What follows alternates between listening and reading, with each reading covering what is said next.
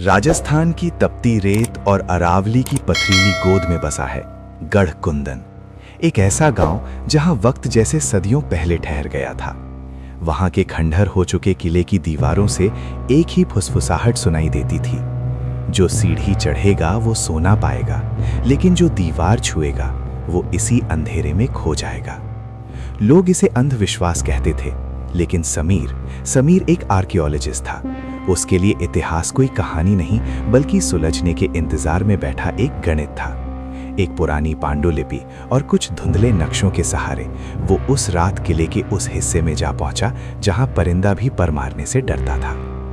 अमावस्या की काली रात, समीर की टॉर्च की रोशनी जब धूल भरी दीवारों पर पड़ी तो उसे एक पहेली दिखी।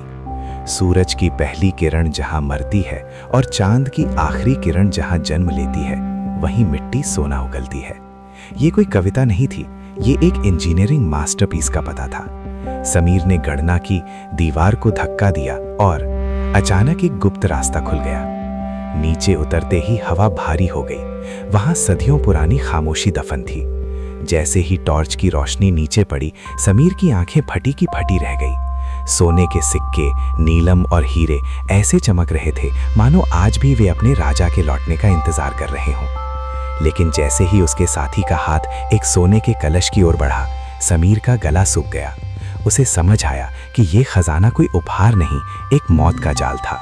वो पूरा कमरा भार संतुलन की तकनीक पर टिका था। एक सिक्का हिला और ऊपर की छत हमेशा के लिए उनकी कब्र बन जाती। समीर को समझ आया कि असली खजाना वो सोना नहीं था, बल्कि वो बेजोड़ प्राचीन तकनीक थी जिसने सदियों से उस दौलत को इंसानी लालच से बचाकर रखा था।